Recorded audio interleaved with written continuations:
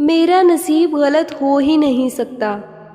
میرا نصیب اس نے لکھا ہے جو مجھے 70 ماؤں سے بھی زیادہ پیار کرتا ہے۔ نصیب سے زیادہ قیمتی دعا ہوتی ہے، کیونکہ جب زندگی میں سب کچھ بدل جائے تب انسان کے پاس دعا ہی بچتی ہے جو نصیب بدل دیتی ہے۔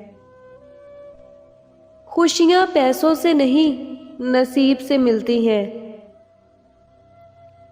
ہم اس بد نصیب معاشرے کا حصہ ہیں جہاں حسن کا معیار گورا رنگ اور عقل کا معیار انگریزی زبان ہے۔ جانتے ہیں بد نصیب کون ہوتا ہے؟ وہ جسے اپنے رب سے دعا مانگنے کا وقت بھی نہ ملے۔ خوش نصیب وہ نہیں جس کا نصیب اچھا ہے، خوش نصیب وہ ہے جو اپنے نصیب پر خوش ہے۔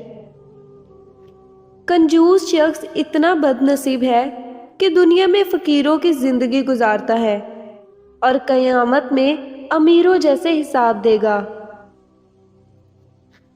وہ بہت بد نصیب لوگ ہوتے ہیں جو دل میں اترنے کے بعد دل سے اتر جاتے ہیں۔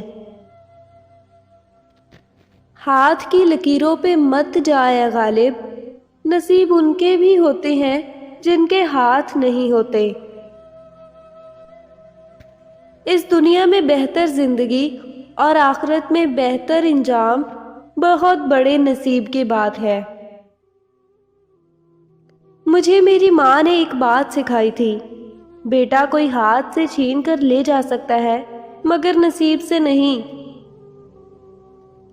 دنیا نصیب سے ملتی ہے اور آخرت محنت سے، پر لوگ محنت دنیا کے لیے کرتے ہیں اور آخرت نصیب پر چھوڑ دیتے ہیں۔ دکھ میں کبھی پچھتاوے کے آنسو نہ بہاؤ، بلکہ تم وہ خوش نصیب ہو جس کو اللہ نے آزمائش کے قابل سمجھا۔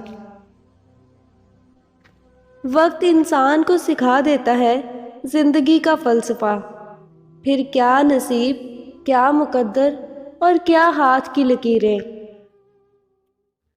جو نصیب میں ہے وہ چل کر آئے گا، جو نصیب میں نہیں وہ آ کر بھی چلا جائے گا۔ وہ جو دل کے قریب تھا نہ جانے کس کے نصیب میں تھا۔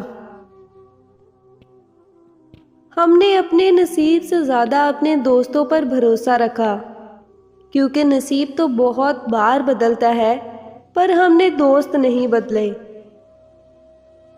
ٹھوکریں کھا کر بھی نہ سنبھلے تو مسافر کر نصیب، ورنہ پتھر تو اپنا فرض نبھا ہی دیا کرتے ہیں۔